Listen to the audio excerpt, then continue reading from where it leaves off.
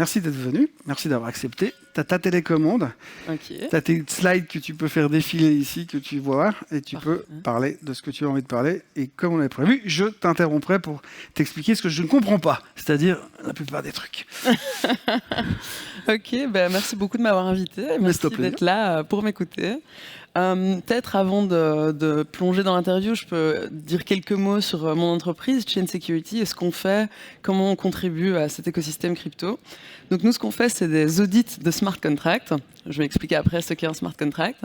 Et en fait, le but de ces audits de smart contracts, c'est d'éviter qu'il y ait des hacks, des exploits, enfin exploit, on appelle ça, où donc des gens, des vilains hackers avec des cagoules pourraient venir et en fait abuser de vulnérabilités qui existent dans ces smart contracts. Je vais le réexpliquer tout à l'heure, mais pour vous donner juste une petite idée, un smart contract, c'est un peu comme un contrat normal, un contrat juridique, sauf que ce contrat, il prend la forme de code informatique, et donc c'est un peu un espèce de programme qui tourne et qui permet d'exécuter des actions, par exemple, payer des intérêts sur de l'argent qui a été déposé, donc un espèce de compte épargne en fait qu'on peut recréer grâce à des smart contracts. Et si maintenant il y a une vulnérabilité, comme dans un contrat juridique normal, s'il y a une vulnérabilité dans ce smart contract, après on peut voir ce type d'exploitation de ces vulnérabilités. Et donc là, si on regarde les chiffres, ils sont assez impressionnants.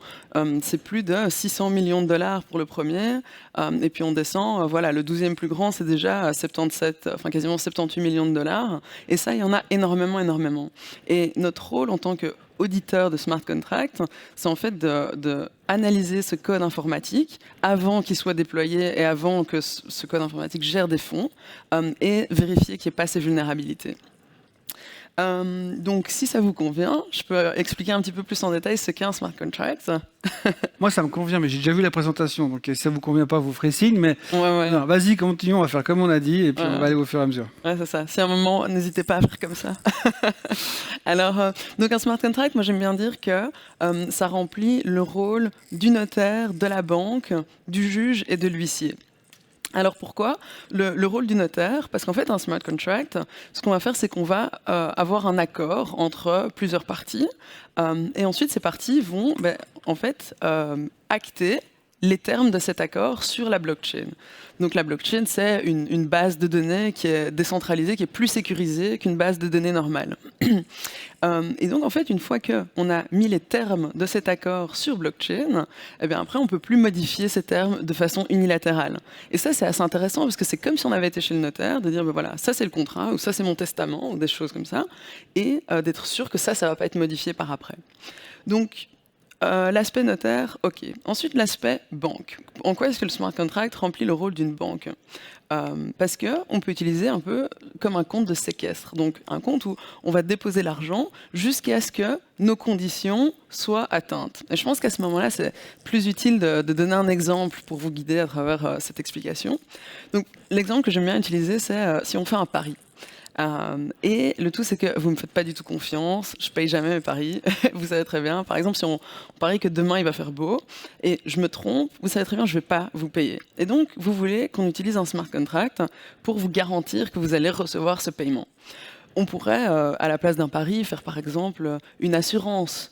Si votre avion est en retard, alors la prime d'assurance est payée automatiquement. On peut faire plein de choses comme ça. Il suffit qu'il y ait une condition qui génère un paiement. Donc ici, prenons le pari. Donc on va d'abord se mettre d'accord. Ok, si il fait beau demain, je dois vous payer l'équivalent de 100 francs. Ça va être acté dans la blockchain. Et puis ensuite, ce qu'on va faire, c'est qu'on va déposer des crypto-monnaies dans ce smart contract. Et ces crypto-monnaies, elles vont plus être dans la poche de l'un ou dans la poche de l'autre. Ça va en fait être en terrain neutre sur la blockchain. Et les deux parties vont pouvoir voir que cet argent est là et vont voir que si les conditions sont remplies, alors ce sera versé. Donc c'est ça cette idée de compte de séquestre. Ensuite, le smart contract remplit le rôle du juge parce que ensuite il va y avoir cette décision de ok, est-ce que la condition a été remplie ou non. Donc par exemple, demain, est-ce qu'il fait beau ou pas? Donc il y a cette décision qui doit être prise. Ou bien, est-ce que l'avion a été en retard?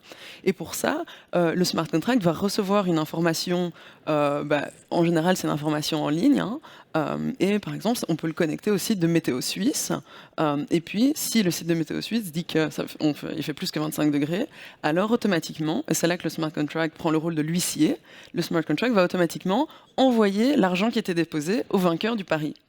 Et c'est ça qui est très pratique parce qu'en fait, on crée une confiance entre deux parties qui ne se font pas forcément confiance.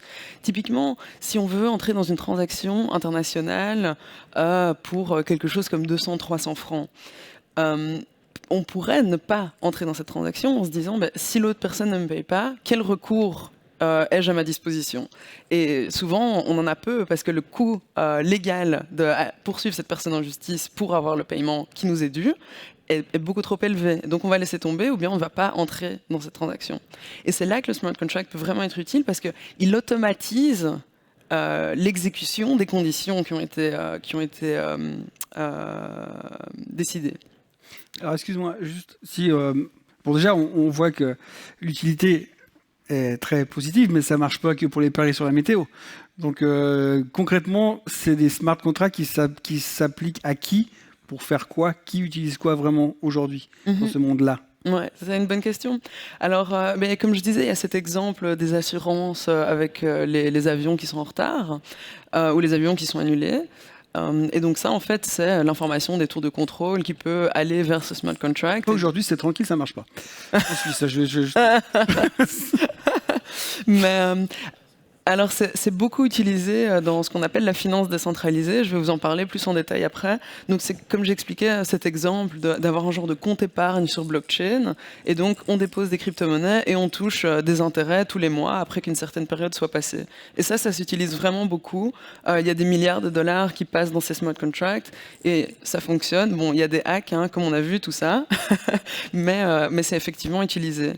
Et puis, un cas qu'on pourrait envisager, donc il y a pas mal de proof of concepts qui ont été faits, mais maintenant, d'avoir des grandes boîtes plus traditionnelles qui utilisent des smart contracts dans ce genre de cas, j'ai moins vu. Mais bon, en tout cas, théoriquement, on pourrait par exemple avoir une livraison de marchandises internationales. Donc on a par exemple un bateau qui part de Chine, qui arrive en Europe. Et donc quand le bateau part, par exemple, on peut avoir 2 ou 3 signataires qui vont signer une transaction sur blockchain. Et lorsque ça c'est fait, il y a par exemple un tiers du paiement qui va déjà être fait. Ensuite, on pourrait avoir, imaginons un genre de capteur GPS qui envoie l'information de nouveau, qui dit OK, le bateau est arrivé à mi-chemin ou carrément est arrivé au port, et boum, il pourrait y avoir le deuxième tiers qui se paye. Donc on peut vraiment faire ce genre d'application là où on ne se fait pas forcément confiance et il y a des fonds qui sont en jeu. C'est vraiment là l'utilité. Mais donc on peut imaginer que finalement ce réseau, comme tu vas le montrer plus tard, c'est quelque chose qui est en train de se créer internationalement et in fine, il y a beaucoup de métiers qui existent aujourd'hui qui vont être appelés à disparaître finalement. Est-ce que tout va s'automatiser? Je dirais... Notaire, au hasard. Non, c'est une bonne question. Moi, je pense que c'est plutôt... Il y a des métiers qui vont un peu changer. Et qui vont se tourner plus autour de l'expérience utilisateur, parce que il y a rien à faire. Interagir avec un smart contract, c'est pas du tout sympa. Et voilà, il faut avoir cette expérience de développeur, il faut des interfaces, il faut guider le client, il faut aussi réfléchir à une solution que le client puisse utiliser. Parce que par exemple, je vous dis, OK, voilà, on peut avoir ce bateau et avoir des transactions dès que le bateau arrive à un certain stade. Mais bon, c'est pas très utile si vous n'avez pas un développeur sous la main, si vous n'avez pas envie de créer une entreprise qui veut faire ça. Donc il y a vraiment cette idée de plateforme où je pense qu'il y a beaucoup de métiers autour de l'expérience utilisateur, autour de comprendre les besoins des gens et voilà, essayer de servir ces besoins. Donc... Mais est-ce que par exemple, on peut imaginer que ce problème de smart contract puisse être utilisé pour l'immobilier par exemple? Est-ce qu'à terme on pourrait imaginer que finalement, tu vas acheter une maison, tu fais un contrat, tout s'automatise directement, tu n'as plus besoin des instances habituelles et tout est packagé à l'intérieur du smart contract. Si on se projette, je dis pas à demain, on est d'accord, mais si on se projette plus loin, est-ce que ça fait du sens? Ouais, il y a un prérequis qui est assez important pour qu'on puisse arriver dans un système comme ça, c'est qu'il faut que cette base de données qu'est la blockchain soit reconnue par les autorités. Parce qu'en fait, on peut avoir plein de choses dans un monde virtuel, mais c'est pas pour autant que si vous appelez la police pour dire qu'il y a des cambrioleurs dans votre maison, qu'ils vont croire que c'est votre maison. Si voilà, vous pouvez pas montrer un token et dire ah ben c'est moi. Donc il y a vraiment cette importance de créer une connexion entre le réel et le virtuel. Donc, imaginons maintenant que l'État ait un genre de registre foncier sur blockchain. Donc, imaginons qu'on fasse une transaction. Oui, on pourrait tout à fait faire ça. Donc, une personne envoie les crypto-monnaies, envoie les devises, et puis dans un smart contract, on aurait dans une seule et même transaction le transfert du titre de propriété et le transfert de l'argent. Donc c'est pas mal parce que ça permet d'avoir en même temps le paiement et sa contrepartie. Parce que souvent, dans l'état actuel des choses, on a d'abord un paiement ou bien d'abord une livraison et puis ensuite le paiement et la livraison. Et c'est pas mal de pouvoir faire les deux en même temps parce que ça enlève de nouveau ce besoin de confiance dans l'autre personne. Okay. Donc ensuite, qu'est-ce que ça nous mène à où tout ça? Ça nous mène à où tout ça? Alors, continuons. Non, parce qu'après, il y a un lien qui est très interconnecté avec l'écosystème, comme on appelle ça, crypto-monnaie en général. Quand je dis crypto-monnaie, ça inclut tout chez moi. Mm-hmm. Donc on voit très bien qu'il y a des choses qui sont liées entre elles. Et d'où est-ce que ça nous amène, tout ça? Ouais, voilà. Très, très bonne question pour reprendre la présentation. Surtout tout ça. Donc, je vais pas continuer sur exactement le fonctionnement du smart contract, mais donc, comme je disais, ce qui est vraiment, vraiment utilisé, c'est la finance décentralisée. On utilise beaucoup les smart contracts. Et la finance décentralisée, c'est assez intéressant. On parle de Lego financiers, les money Legos. Et par exemple, si on regarde ici, donc ça c'est un snapshot de l'écosystème de finances décentralisées il y a peut-être un an, quelque chose comme ça. Donc maintenant, il y a beaucoup plus de projets, mais j'avais pas de nouveau schéma. Et donc, ce qu'on voit, c'est que tous ces projets-là sont hyper connectés les uns avec les autres. Donc on va avoir par exemple une devise, par exemple Tether USD, qui est un stablecoin. Là les stablecoins ont un peu mauvaise presse. Donc Tether USD, qui est un stablecoin, peut être utilisé dans les smart contracts d'un autre projet, par exemple pour accorder des prêts, pour faire des échanges, comme on aurait à la bourse, comme vous faites chez Swissquote, de faire des échanges, de faire ça de façon décentralisée sur un smart contract. Et ces échanges se passeraient avec un token, avec un jeton, une crypto-monnaie, qui est créé par une autre entreprise, par un autre système. Et donc, il y a en fait cette possibilité de innover de façon compounding, de façon composée, avec, voilà, quelqu'un fait une innovation, le code est open source, parce que ça, c'est très intéressant avec les smart contracts, avec la finance décentralisée, c'est que quasiment le code de tous les projets est open source. Donc, on peut, c'est comme si vous pouviez aller chez UBS et voir exactement le code de leur application, et puis vous dire, en fait, j'aime pas trop que UBS fasse ça, donc vous copiez-collez le code, vous redéployez quelque chose en UBZ, et vous recréez ça avec l'application qui vous intéresse en plus. Et donc, vous pouvez vraiment faire ça, cette innovation qui est compounding, c'est super intéressant, mais le problème, c'est que aussi, on passe, et j'aime bien cette analogie, on passe des Lego financiers où tous les projets s'emboîtent au Jenga financier où s'il y en a un qui a des problèmes, alors tous risquent d'avoir des problèmes. Et donc c'est vraiment cette composabilité qu'on appelle de l'écosystème de la finance décentralisée, il est à double tranchant. Et c'est ce qu'on voit par exemple maintenant, on voit qu'il y a pas mal de projets de finances décentralisées qui ont un problème puis un autre, et il y a vraiment un effet boule de neige qui a lieu dans le secteur. Donc ça c'est un peu dangereux. Alors ça justement par rapport à ça, parce que c'est très d'actualité, vous parlez de Celsius tout à l'heure, aujourd'hui est-ce que pour toi c'est un problème de jeunesse qui est en train de sortir et puis finalement il faut passer la crise d'adolescence pour pouvoir repartir dans la continuité d'un monde adulte. Je fais des parallèles, c'est hallucinant. Mais bref, donc d'aller dans un monde un peu plus adulte et beaucoup plus stable. Est-ce qu'on est obligé de passer par là? Est-ce que ça fait partie de cette phase-là ou est-ce qu'il y a vraiment un problème structurel qu'on n'a pas vu venir et il y a tout qui va nous péter la figure? Je schématise peut-être un peu trop, mais... Non, c'est une très bonne question. Ouais, effectivement, je pense qu'il y a beaucoup de problèmes de jeunesse. Et puis, il y a aussi pas mal de problèmes de... On veut réinventer complètement la finance, alors que la finance actuelle, ça fait quand même quelques temps qu'on la pratique. Il y a des apprentissages qui ont été faits, il y a des régulations qui ont été créées justement pour répondre à des problèmes qui ont eu lieu dans le passé. Et je pense que cette idée de vouloir un peu tout jeter par la fenêtre et puis aller faire quelque chose de totalement nouveau, exotique, bah, du coup, on retombe dans des mêmes problèmes. Et c'est vrai, bah, par exemple, maintenant, ce qui s'est passé avec Celsius, c'est la même chose que la crise des subprimes. C'est un provider, un fournisseur de services financiers qui propose des investissements qui, super, super rentabilité, super profit. On ne sait pas trop ce qu'il y a dedans. On pense que c'est safe. Hein. Finalement, en fait, c'est beaucoup plus, comment est-ce qu'on dit, leveragé. Beaucoup plus leveragé que ce qu'on pensait.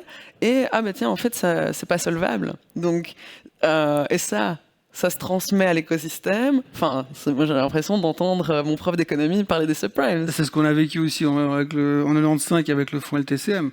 Ça ouais, désolé, on est pas. 2 ans. Et voilà, monstre coup de vieux. Donc voilà, je t'expliquerai plus tard. Merci. Non, mais c'était un fonds d'investissement qui était leveragé aussi avec beaucoup d'options à l'intérieur, où tout le monde pensait qu'ils avaient trouvé la martingale pour gagner de l'argent à tous les coups. Et puis à un moment donné, on s'est retrouvé avec un assèchement de volatilité. Puis quand ils ont dû démonter certaines positions, le château de cartes s'est effondré, quoi. Ouais, c'est exactement ça. Voilà. Comme quoi les générations, ça se comprend quand même. Comme quoi. Ouais. Donc voilà. Et alors, donc ça date d'il y a 2 semaines. Je pense que maintenant ça a encore descendu. Mais si on regarde à son pic, la finance décentralisée, donc cet écosystème dont je viens de vous parler là, avec des possibilités de faire des prêts, des possibilités d'échanger des cryptos en utilisant des smart contracts, des possibilités de créer des produits dérivés, de créer des espèces de fonds de type ETF, mais en utilisant des tokens. Donc tout cet écosystème-là, sur Ethereum seulement, valait il y a 2 semaines 55 milliards de dollars, et à son pic environ un peu plus de 100 milliards. Et donc il y a pas mal de fonds effectivement qui sont à risque. Donc voilà, ça c'était le petit point sur la finance décentralisée avant de passer. Non, mais c'est intéressant parce que c'est vrai que moi je vois ça, en tout cas vu de l'extérieur, on peut se poser des questions, ne serait-ce que par rapport aux marchés boursiers, les marchés classiques, bid-and-ask, achat-vente sur les places de bourse classiques. Quand on voit ça, on peut se dire que la SWIX en Suisse ou le New York Stock Exchange, ils ont du souci à se faire parce que finalement on pourra le faire dans une finance à part.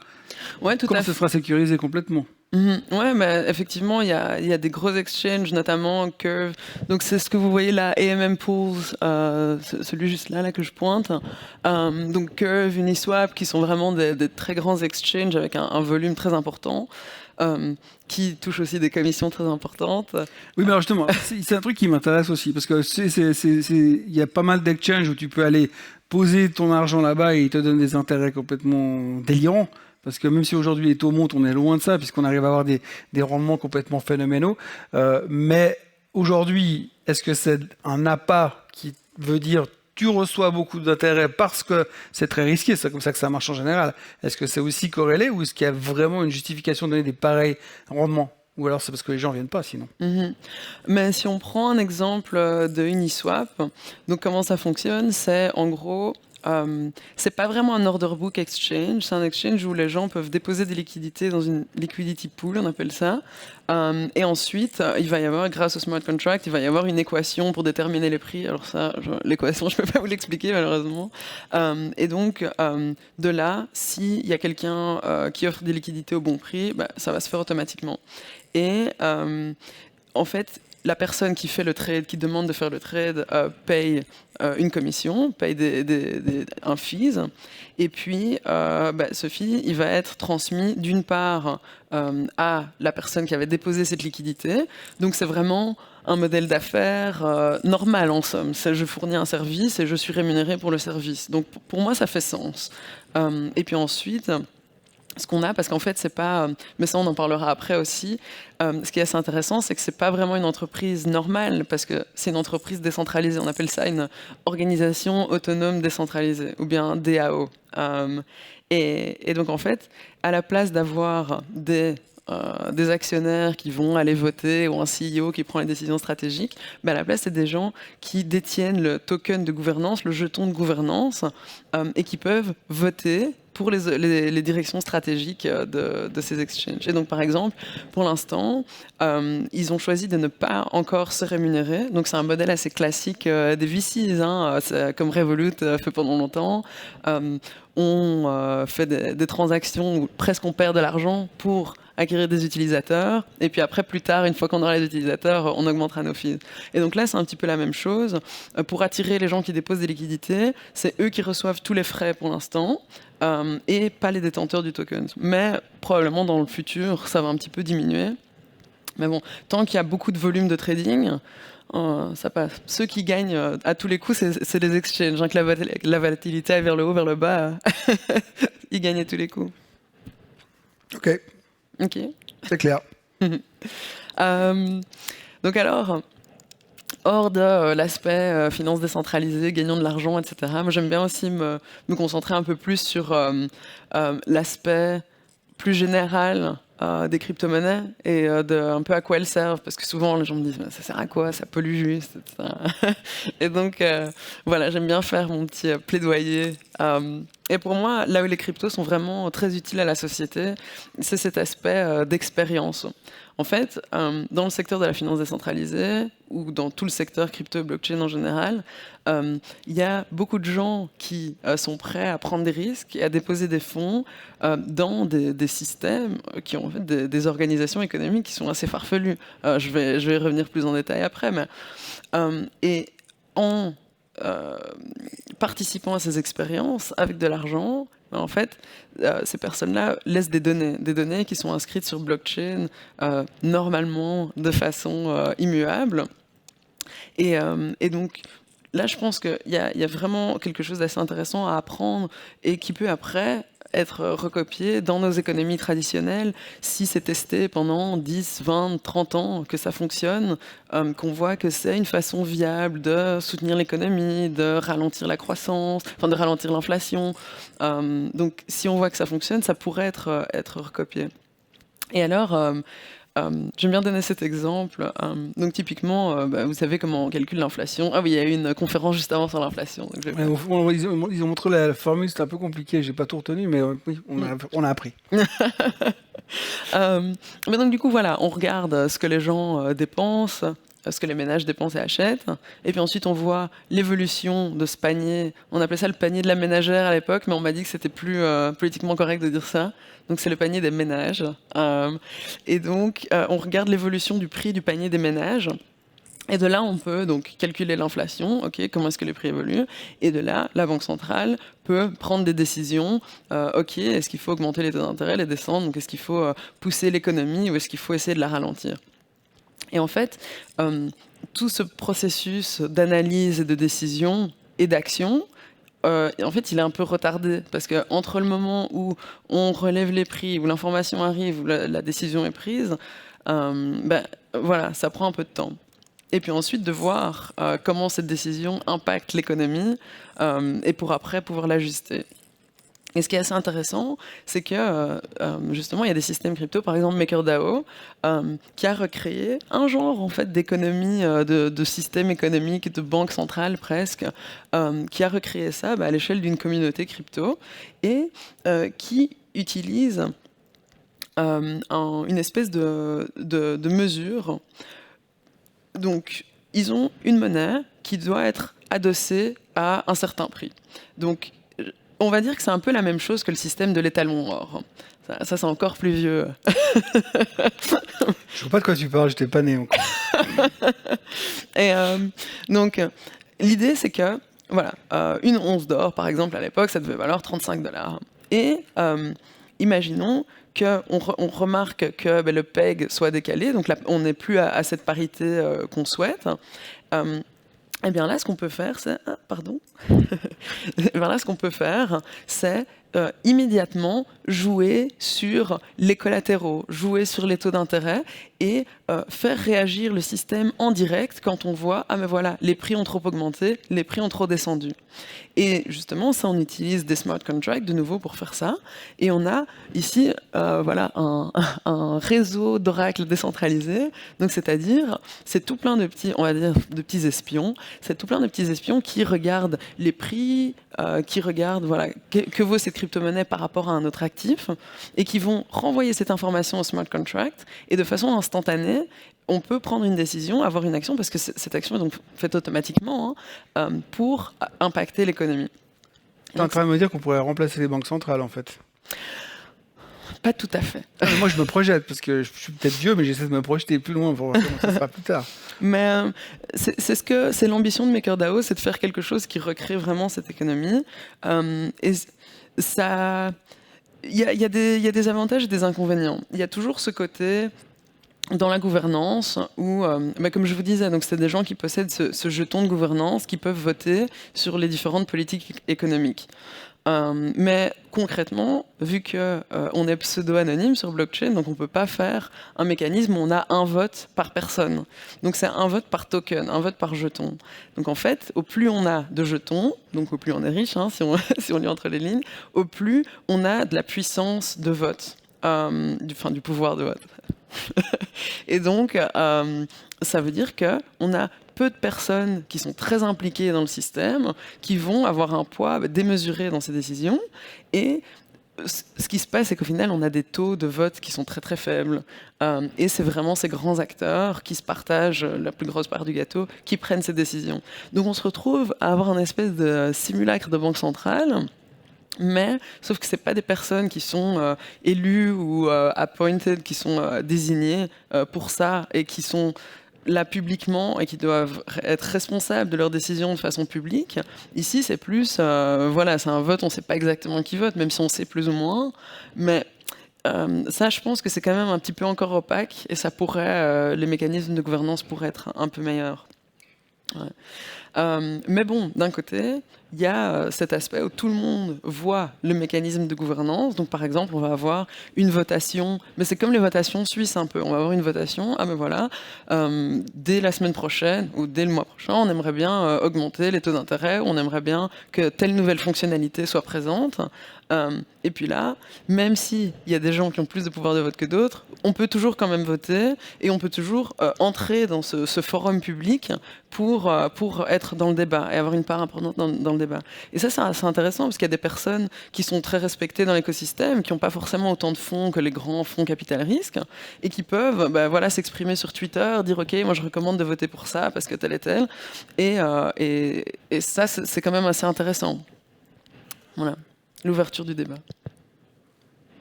Donc, mais ça veut dire que si tu es le plus riche du village, c'est quand même toi qui as le plus de votes du village. Tout à fait. Donc si tu es Elon Musk, tu fais ce que tu veux, quoi. Tout à fait. D'ailleurs, il fait ce qu'il veut. Ok. Ouais. Mais ouais, c'est d'ailleurs assez marrant que beaucoup de ces décisions de gouvernance sont discutées sur Twitter. Twitter, c'est un peu l'endroit où tout ce qui est crypto se discute. Et c'est marrant que maintenant il a acheté Twitter. Donc c'est pas fait encore. Hein. C'est un grand débat aussi, ça. Et ouais, donc le plus riche du village, effectivement. Alors maintenant, il y a des... Enfin, voilà, il y a pas mal de boîtes qui sont en train ou de chercheurs qui sont en train de regarder comment est-ce qu'on pourrait, tout en préservant l'anonymat, des gens sur blockchain, d'avoir un vote par personne. Et ça, quand on arrivera vraiment à faire ça, ça va clairement augmenter la qualité des mécanismes de gouvernance.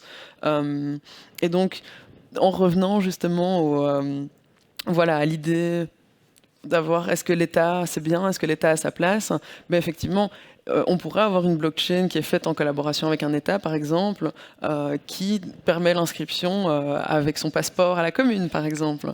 Et si ça pouvait être fait tout en préservant l'anonymat si possible, de là on pourrait avoir des systèmes de votation qui sont plus égalitaires.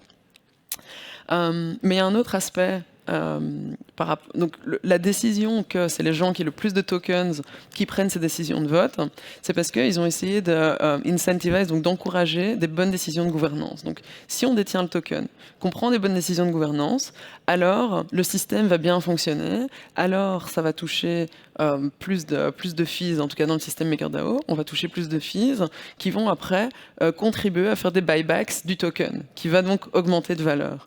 Donc en fait, il y a vraiment cette idée de pousser les détenteurs de tokens à prendre des décisions qui à long terme contribuent à la santé du système. Donc ça en théorie c'est très bien. Maintenant le problème c'est que avec toutes les différentes applications de finance décentralisées, on peut tout à fait juste emprunter des tokens, voter et puis rendre les tokens. Donc, et du coup, on pourrait même, si on veut, shorter, emprunter, faire un mauvais vote, boum, profiter.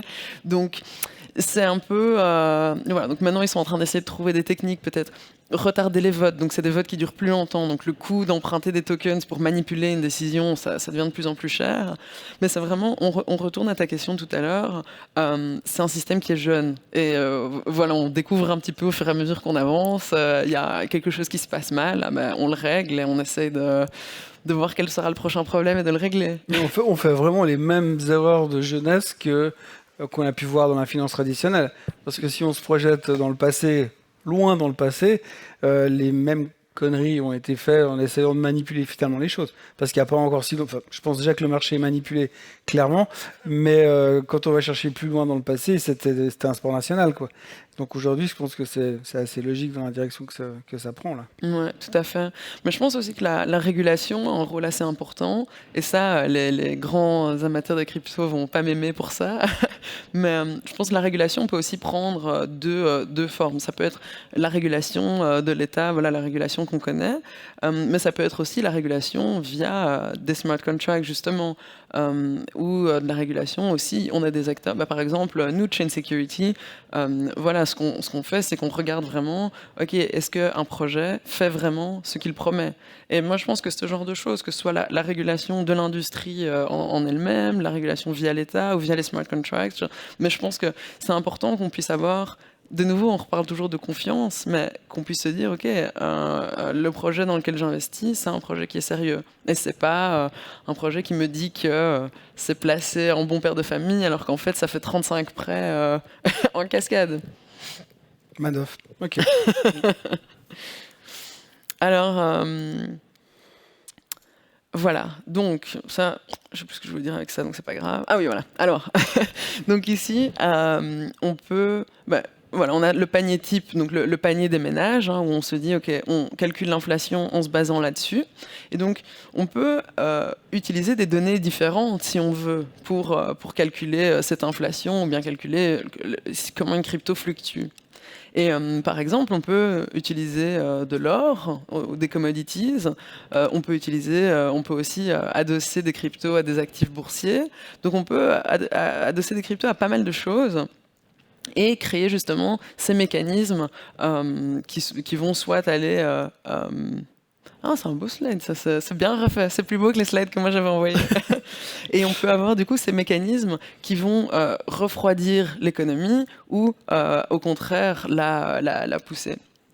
Et du coup, j'aimerais bien vous donner quelques exemples de ces différents mécanismes, parce que maintenant, voilà, donc on a compris que on a des méthodes de détection de l'état de l'économie. Ok, est-ce qu'on est en surchauffe? Est-ce qu'on est en dépression? Mais maintenant, qu'est-ce qu'on va faire une fois qu'on sait ça? Par exemple, le plus connu, et donc c'est le cas dans MakerDAO, qui avait recopié un peu l'économie traditionnelle, ils font des prêts. Donc en fait, on dépose un collatéral, une garantie. Donc cette garantie, ça va être d'autres crypto-monnaies, ça va être des Ethereum, ça va être des USDC, ça va être plein de monnaies différentes pour essayer de diversifier un peu le risque. Et donc on dépose l'équivalent, on va dire, de $150 de ces cryptos dans les smart contracts de Maker, et puis on va récupérer $100, enfin l'équivalent de $100, de ce qu'on appelle DAI. Donc DAI, c'est la crypto-monnaie de MakerDAO, c'est un stablecoin qui est censé valoir $1. Donc un DAI égale $1. Et celui-là, pour l'instant, tient son peg, donc ça, on est content. Et alors, ce qu'on peut faire, donc du coup, les prêts, on peut décider d'augmenter, de diminuer les taux d'intérêt. Donc ça, ma foi, c'est assez classique. Mais ce qui est assez sympa, c'est que vu que ces prêts sont accordés par des smart contracts, mais on évite parfois l'irrationalité des humains, parce qu'on a tendance à se dire quand les marchés vont bien, ah, ça ira toujours bien et on prête à fond, alors que c'est peut-être un moment où l'économie elle a moins besoin d'être poussée, mais par contre quand on est en bas du cycle, ben là on va se dire ah, j'ai peur que les gens ne remboursent pas, non, non, non, et de là ne pas prêter, alors que c'est là le moment où l'économie a le plus besoin de cette stimulation. Et bon, ça je vais passer. Ah oui, non.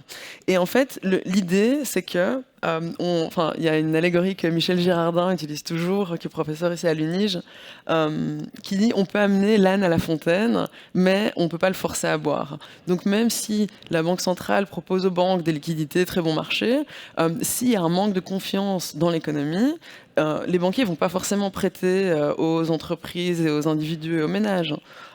Et donc voilà, c'est cette idée, voilà, on ne peut pas la forcer à boire.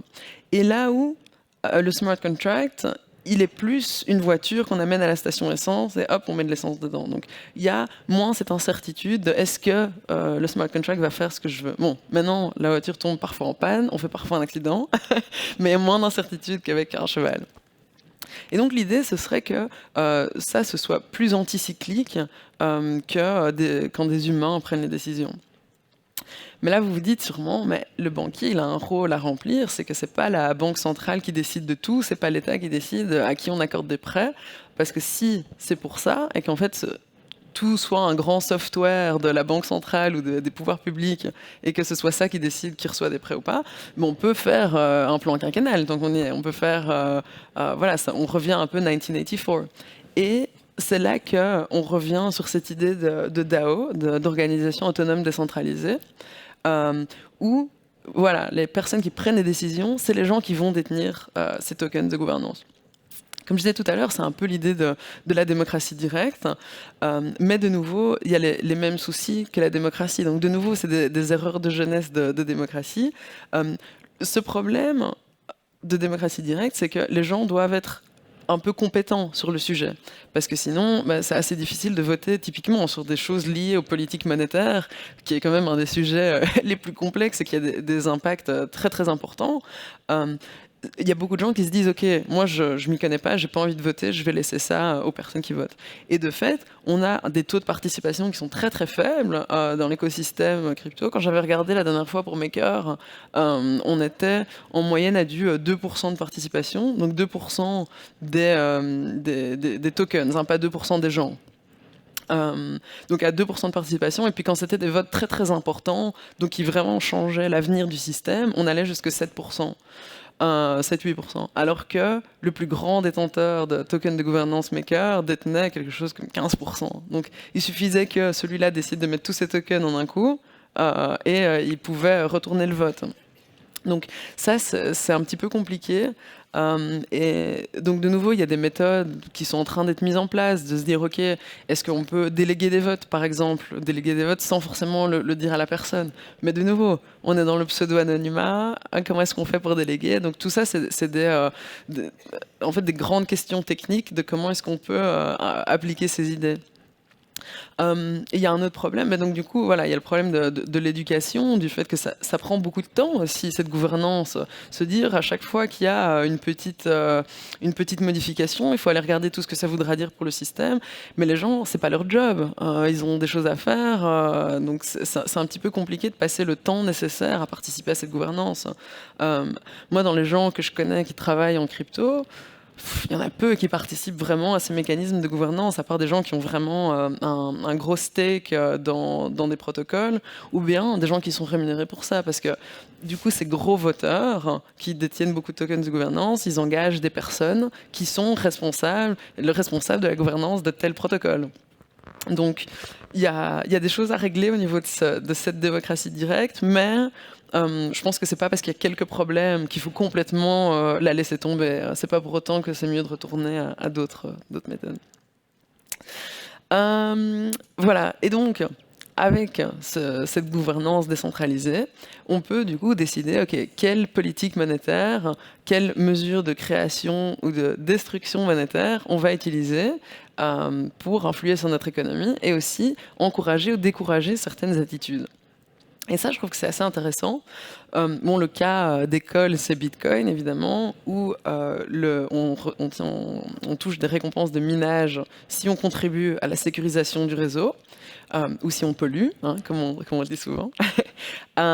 Et donc ça, vraiment, le but, c'est on utilise la création monétaire pour encourager une attitude qui est jugée bénéfique par la communauté.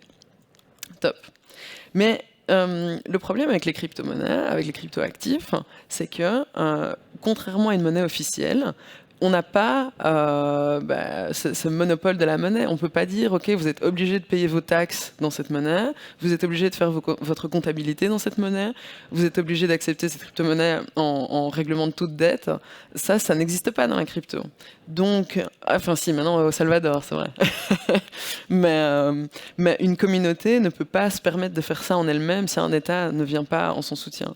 Et du coup, on a moins cette création de demande, parce que c'est ça, en fait, une monnaie officielle crée de la demande en faisant ça.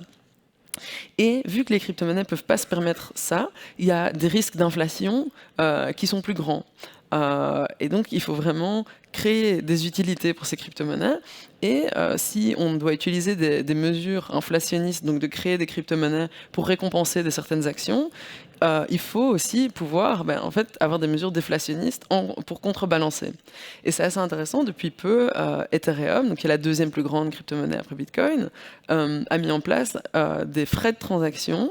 Donc chaque transaction qu'on fait avec Ethereum, il y a un petit frais qui est prélevé, et il y a une partie des frais qui sont détruits. Et donc, en fait, la masse monétaire, d'un côté, augmente parce qu'on rémunère les mineurs, mais d'un autre côté, elle descend parce qu'on brûle toute une partie des frais de transaction.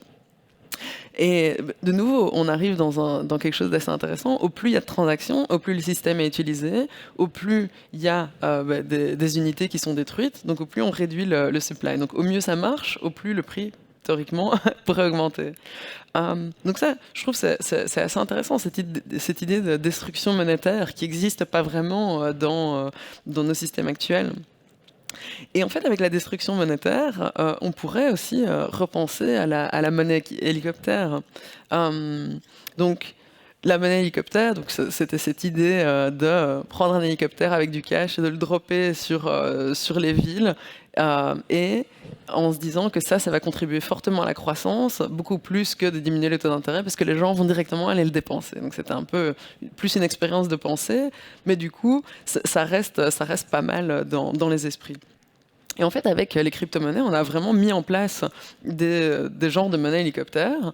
Mais ce qui est assez chouette, c'est qu'on peut targeter en fait, à qui on verse ces nouvelles monnaies. Donc on n'est pas obligé de le dropper sur toute la ville, mais on peut dire on le drop par exemple seulement aux gens qui participent à la gouvernance, par exemple, pour essayer d'encourager la participation au vote. On pourrait dire on le verse seulement aux personnes qui font plus que X transactions par jour, ou aux personnes qui ont envoyer de l'argent à une association caritative. Donc on peut vraiment utiliser de façon très targetée cette monnaie hélicoptère. Du coup, j'aime bien appeler à la place de l'hélicoptère monétaire le drone monétaire, qui est vraiment targeté.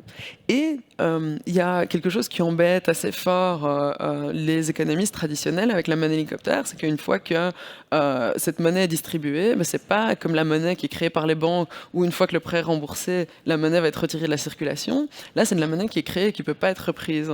Même maintenant qu'on a cette idée de destruction monétaire, ces unités-là pourraient aussi subir un mécanisme de destruction, un peu un genre de monnaie fondante, comme Gesell avait théorisé il y a quelques centaines, plus d'une centaine d'années. On pourrait aussi se dire, ces créations monétaires vont viser des gens qui ont des crédits carbone tokenisés dans leur portefeuille.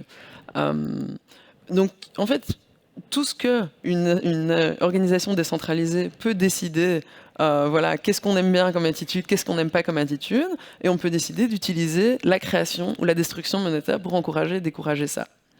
Et ça, je trouve ça quand même assez intéressant.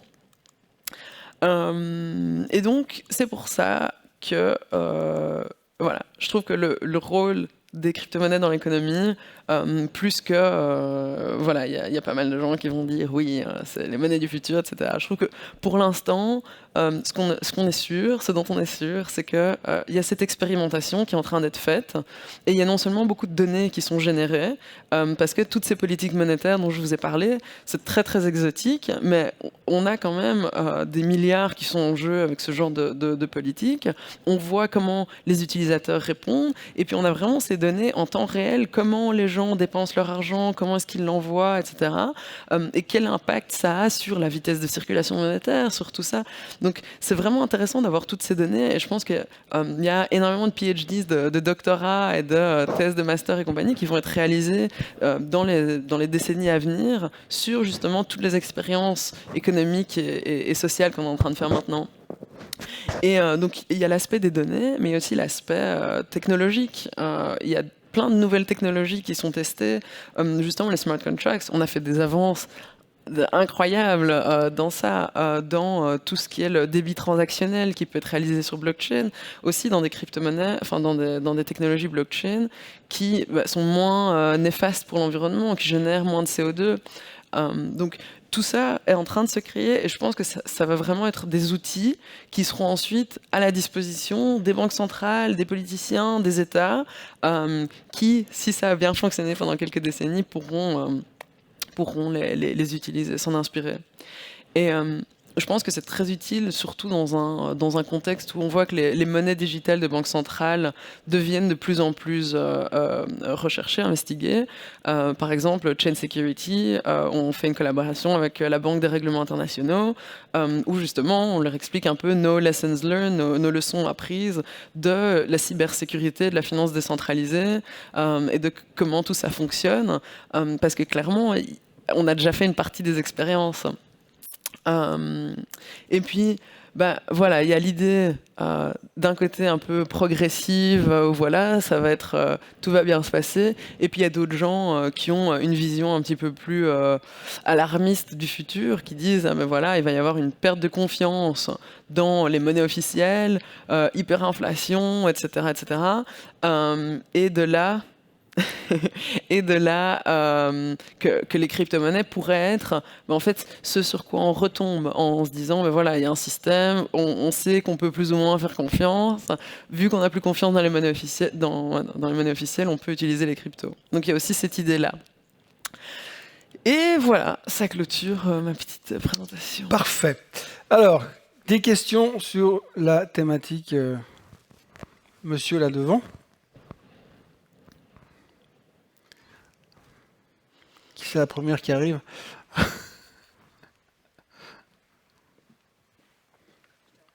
Je vous préviens qu'il ne faut pas lui demander quel sera le cours du Bitcoin dans 3 semaines, parce qu'elle ne le sait pas non plus, Non, je pense.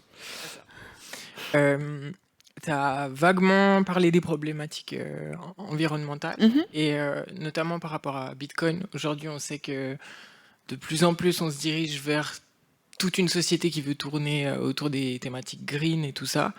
Et je me demandais juste comment toi tu voyais la chose par rapport justement au Bitcoin, qui est une des cryptos qui consomme le plus. Mais aujourd'hui, même si tu vois, on a de nouvelles cryptos qui, je pense, vont arriver à être plus éco, je vois pas un marché crypto sans Bitcoin. Et c'est ma perception de la chose. Mais du coup, voilà, avec comment ça pollue et tout, j'ai du mal à imaginer que ça puisse perdurer.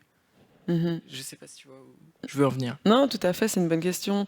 Effectivement, les Bitcoin maximalistes, donc les fervents partisans de Bitcoin, vont dire que la majorité de l'énergie utilisée est verte, et c'est des énergies renouvelables, etc., etc.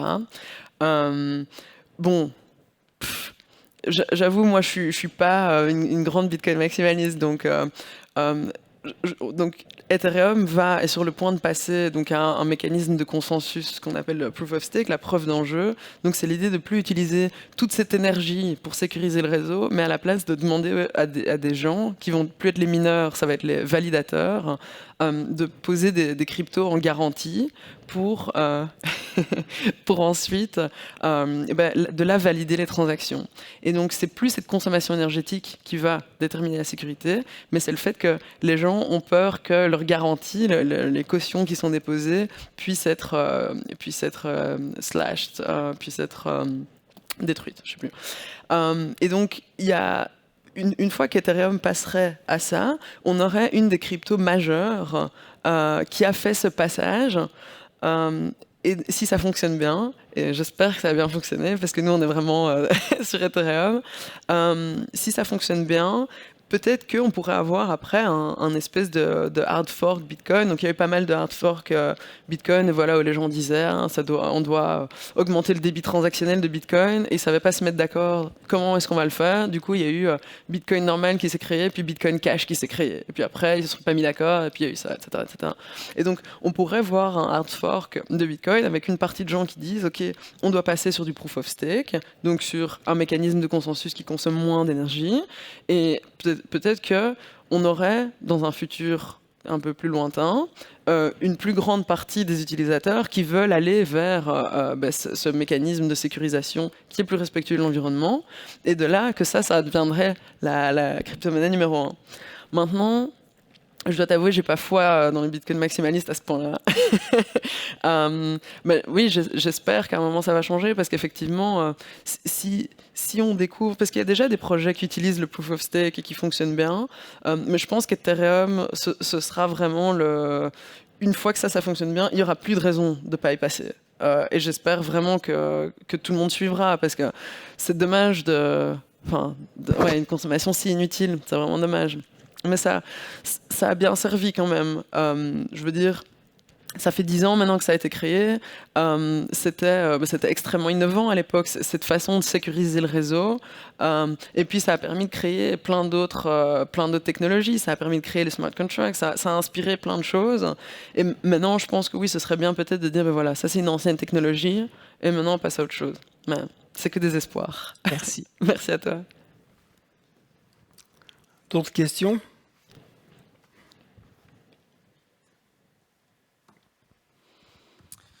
Oui, merci pour la présentation.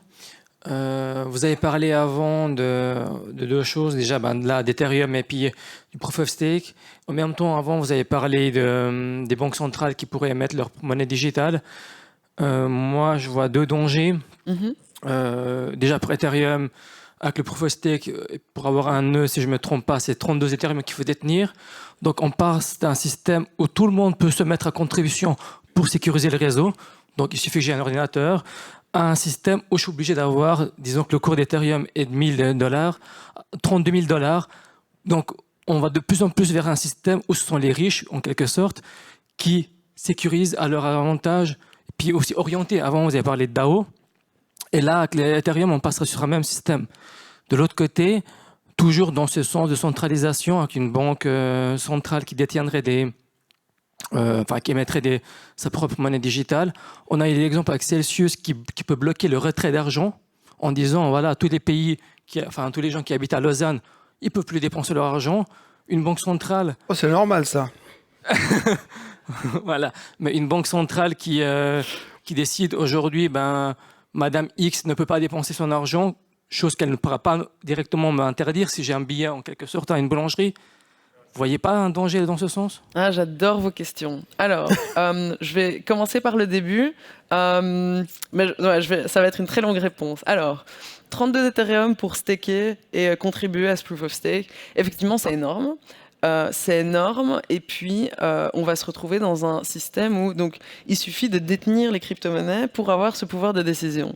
Donc, c'est-à-dire les exchanges, les Celsius, les Winds, etc., vont effectivement avoir beaucoup de pouvoir. Et c'est vrai que moi, c'est surtout par rapport aux exchanges où ça m'inquiète.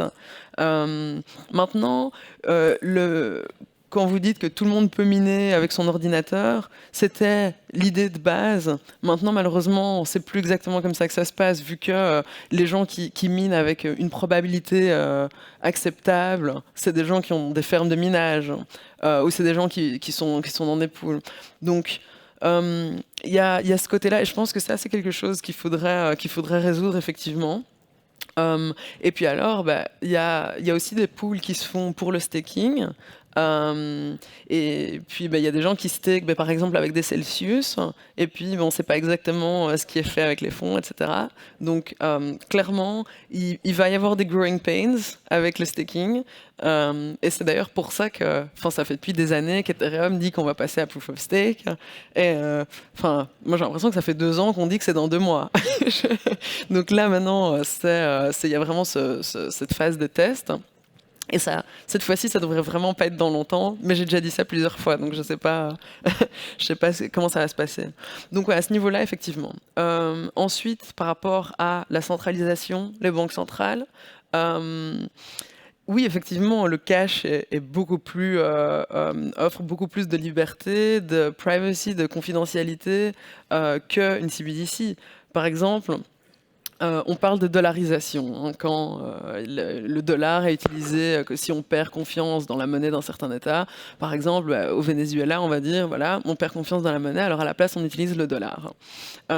Mais les dollars que des Vénézuéliens vont utiliser en cash, mais l'État américain n'a pas un droit de regard sur leurs transactions. Voilà, on ne peut pas savoir comment les gens s'échangent du cash. Par contre, si maintenant on vient avec une CBDC et que les gens utilisent le e-dollar ou le e-yuan, on en parlait tout à l'heure avant mon intervention, si on utilise le e-yuan par exemple, quel droit de regard auront les pouvoirs publics chinois sur mes transactions? Et là, c'est là où on commence à se poser des questions, à se dire, ok, est-ce que vraiment c'est quelque chose dans lequel on peut avoir confiance, vers lequel on veut aller, ou est-ce que c'est un danger? Parce que vous disiez très justement, maintenant, c'est très facile de geler les assets de quelqu'un. Si la Banque centrale et les pouvoirs publics ont vraiment ce pouvoir complet sur le système, on peut geler des assets sans même devoir demander à une banque. Donc on peut geler des assets comme ça. Donc il y a vraiment une centralisation qui est très forte et c'est marrant parce que les gens disent les crypto-monnaies de banque centrale. Mais en fait, une monnaie digitale de banque centrale, une crypto-monnaie, c'est très très différent parce qu'effectivement, il y a cette possibilité de geler des comptes. Et c'est un peu comme avec PayPal. Si à un moment, PayPal dit je vous aime plus, boum, il peut très bien geler vos avoirs et vous interdire de faire des transactions. Et ici, ce serait la même chose avec des pouvoirs publics. Donc, oui, il y a ce danger-là. Par exemple, en Suède, il y avait vraiment une utilisation très forte des monnaies digitales, donc vraiment passer par une banque, parce qu'il y a un taux de bancarisation très élevé, passer par la banque et payer tout avec carte. Et il y avait même des magasins où les commerçants n'acceptaient plus le cash. Et ça représentait un vrai problème, parce qu'en plus de la traçabilité, il y a aussi le fait qu'il y a des gens qui ont des problèmes avec le numérique, qui ne savent pas forcément utiliser des outils un peu complexes. Il y a des gens qui n'ont pas d'outils numériques, qui n'ont pas de téléphone, qui n'ont pas de PC, et du coup, ces gens ne peuvent plus participer dans l'économie. Donc, il y a aussi cet aspect d'accès à la finance. Donc, effectivement, il y a beaucoup de thématiques qui arrivent par rapport à ça. Et je pense que surtout quand on voit des États un peu totalitaires qui lancent des monnaies digitales de banque centrale, moi, ça me fait un peu peur. Pareil. J'ai 1 minute 46 pour une dernière question. Juste à transférer le micro à votre droite. Par rapport au litige entre la SEC et Ripple et son XRP, c'est quand même un big player, Ripple. Ça pourrait avoir des répercussions aussi sur tout le marché crypto? Alors, malheureusement, je ne suis pas très familière avec le problème qu'il y a en ce moment. Mais un autre problème un petit peu similaire, je ne sais pas si ça va toucher ça, mais il y a une boîte de finances décentralisée qui s'appelle Pool Together, qui sont justement sous procès aux États-Unis, parce que en fait ils ont développé une application de finances décentralisée. Et maintenant, les autorités américaines les poursuivent en justice parce que l'application de finances décentralisée ne respecte pas la loi. C'est une espèce de loterie sur blockchain et la loterie, c'est le monopole de l'État. Et donc, là, c'est un des procès qui va, je pense, avoir un impact hyper grand sur l'écosystème, parce que ça voudra dire un protocole décentralisé qui théoriquement n'appartient à personne, s'il a été développé par une boîte, donc c'est-à-dire je développe quelque chose et puis après ça m'appartient plus, c'est juste quelque chose que je mets open source. Mais si maintenant ils sont reconnus coupables de ça, donc ça créera un lien officiel et un précédent, une jurisprudence, de dire si on développe une application de finance décentralisée, alors on est responsable de ce qui s'y passe. Et ça, ce serait un tout nouveau précédent qui va fortement impacter l'écosystème. Je ne réponds pas à votre question, mais j'espère que c'est plus ou moins dans, dans la même catégorie. Ok, merci Émilie pour tout ça. Merci à vous deux déjà. Je te laisse. Il y a l'apéro après si tu veux répondre à d'autres questions. Tu es la bienvenue de toute façon.